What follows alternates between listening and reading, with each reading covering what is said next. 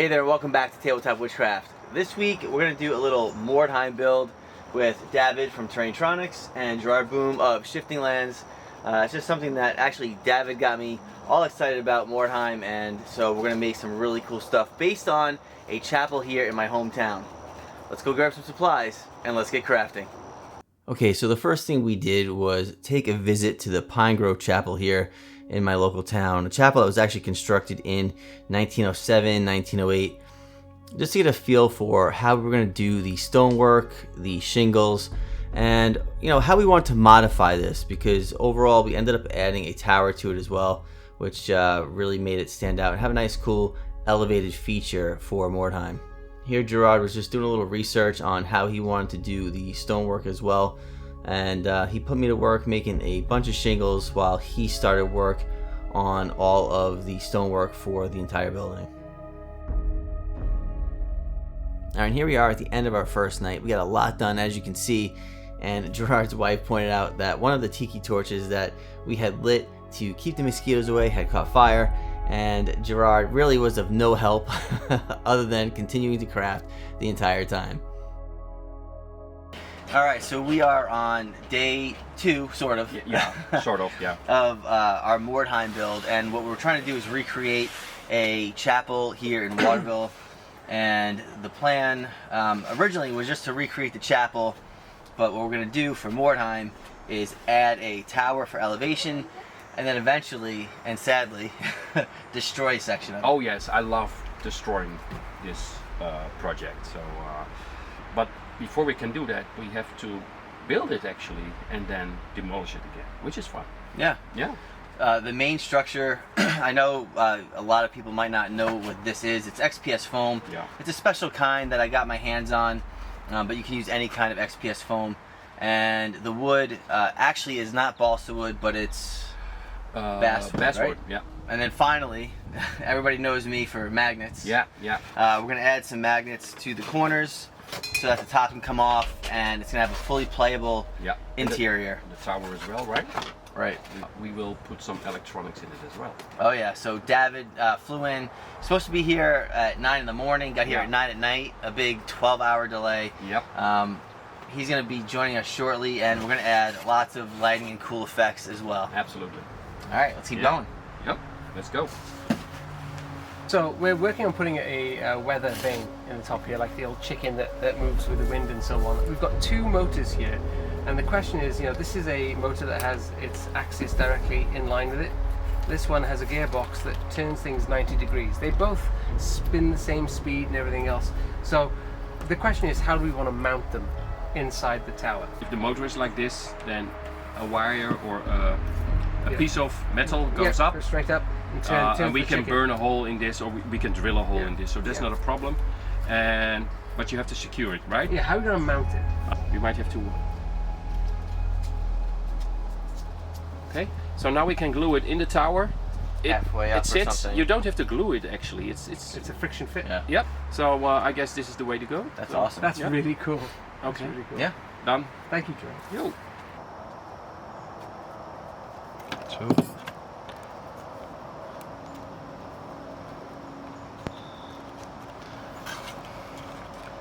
And there you have a beam.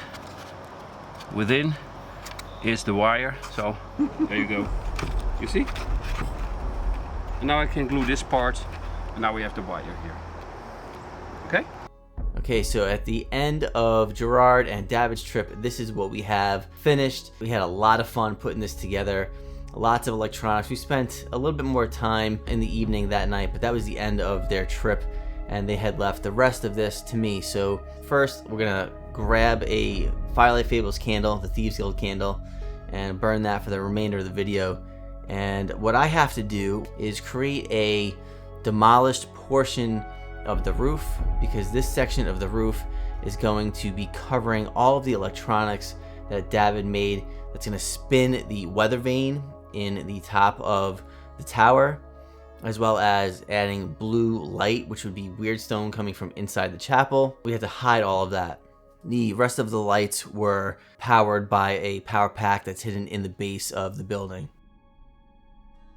There you can see I used my foam texture to actually texture the balsa wood It's soft enough that I can actually just use that to add all sorts of texture right to this wood. And I just tried to, you know, cover up the cardboard or whatever with some oddly shaped pieces of wood. Nothing that's going to be, you know, perfect here. That's something I have to get used to in the Mordheim builds, is not everything is perfect. Things are damaged, destroyed, maybe they've been rebuilt quickly. So I need to just keep that in mind for this series. Now, to cover some of the joints, I used a little bit of tacky glue and some sand. For the corners here, you know, I didn't want to use a bunch of tacky glue and materials, so I just shoved a piece of aluminum foil to build up the debris area in the corner. Then on top of that, I'll add some tacky glue, some sticks, and whatever else. Now, the floor of the chapel is going to be dirty, the whole thing. And I'm going to add some pigment powder to this later, but right now I just want to brush on some tacky glue and sprinkle some sand on to give it a really dirty look. Now, one of my patrons, Ray, had suggested this little hand tool to me. It's a scalpel knife, but on a little tiny handle or whatever. I'll put a link in the description below to where you can get these on Amazon. And man, did these offer some really awesome control when you're making cuts into this foam. What I'm trying to do is cut out some individual blocks to make it look like they've fallen out over time. If you do that properly, it's going to look like some of these bricks fell out with the mortar, and it gives it more of like a deteriorated look as opposed to it was hit by like a cannonball, right? Alright, now we're at the point where we can Mod Podge this whole thing, but do not Mod Podge the wood. I want to leave that for some stain later on. Now, in a lot of my videos, I'll go through and, you know, quickly show you how I'm painting it. But here I want to go through each step because in this process, I want my entire Mordheim board to be very cohesive, very dark and dreary. And I honestly want to have a record of how I did this myself. So I'm showing each step, lighter and lighter dry brushes. And this looks really light, but I'm going to go back through with a brown wash and a black wash to darken it up. Same for the roof.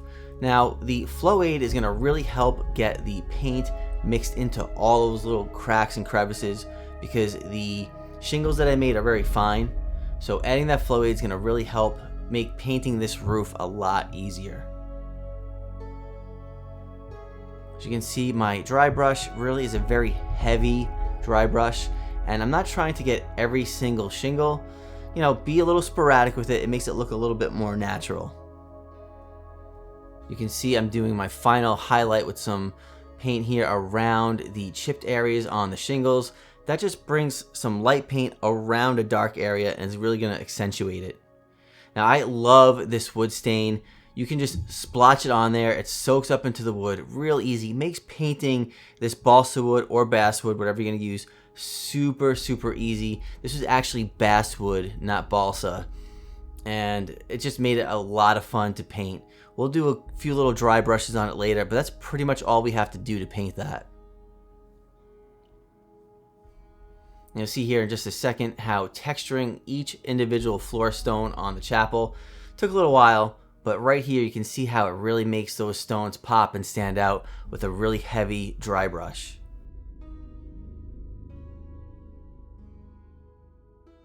Okay, now I really wanted to capture this portion of the video really well, and it's going to be a new painting method for me for painting what would be kind of like a drywall that's been really deteriorated over time.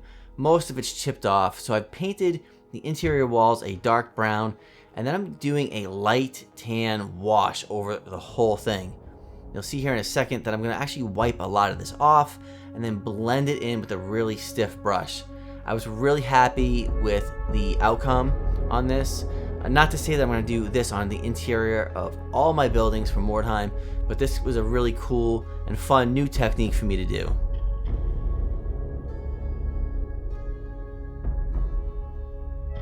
Then I went through with a very watered down brown wash over the whole thing to kind of bring it all together, and it made a really nice look for the interior walls. Alright, now as before with the first heavy dry brush, we want to be a little sporadic with this brown wash. I also went through and put some black wash over these shingles as well. And I'm just touching the tips of some of this paint to make it look like almost a little bit of a char, like maybe some of these timbers caught fire or whatever. Just added a little bit more detail to those. And I did touch up some of those timbers, the basswood, with this gray paint as well. Alright, now this was a lot of fun. I want to go around all the bases, all the crevices with a brown wash. I made sure to get the brown wash in all of the pockets where the stones had come out and where, you know, the water would drip down over time, all the crevices, all the base. Then when I was done, I could go back once it dried with a black wash and then wash over all of that, so the brown would still kind of show through, not a lot, but you'd still get a really good feel for dirt and grime underneath that black wash. You'll notice that with the black wash, I'm not putting it on super heavy. I'm really just stippling it in the areas where I don't have wash already. Heavier again in the cracks and crevices, and in some areas where I want it really light, where maybe there's no reason for a lot of water to be sitting and, you know, adding mildew or whatever over time. I just kind of stipple it really light.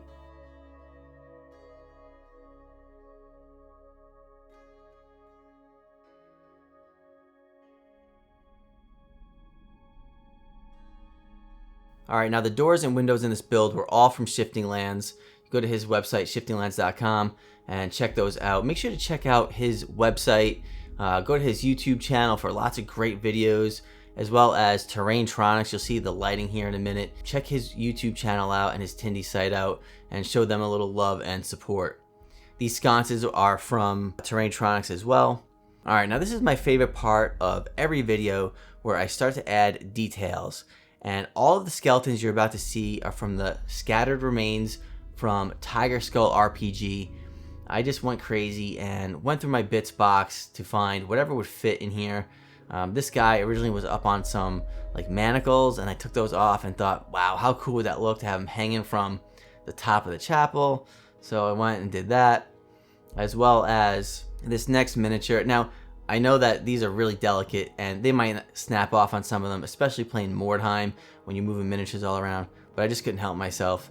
I placed a box from my last video on top here with a little UV resin, a little slurry in there to help kind of cure that quickly, a little dab of brown paint, and it looks like that skeleton was on a spear stuck in some mud in that crate.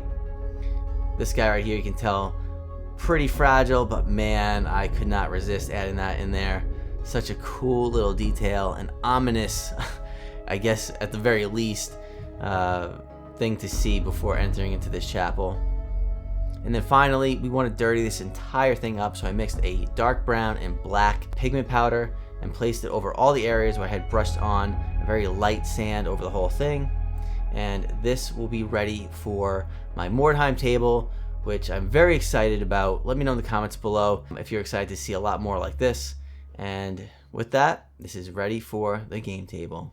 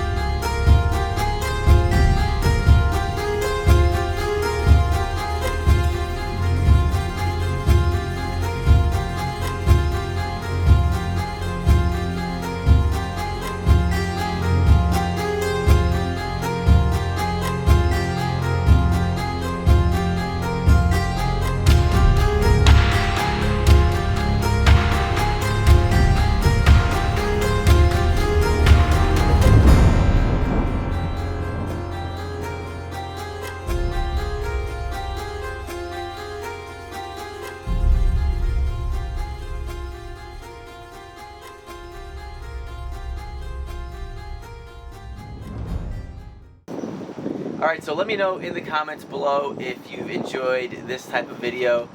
you enjoyed seeing Dafydd from Tronics and Gerard of Shiftinglands, as well as the Mordheim builds. I'm really excited. I want to get into building a big 4x4 table. Comment below, let me know what you think. Also, don't forget to go and subscribe to Shiftinglands and Tronics here on YouTube, and visit all of us on Patreon, support us there, and Instagram as well. Check out all our social media. Until next time, I'll see you around. Bye. Bye. What if you just film this section? Hold on a second, hold on. Let me just get this.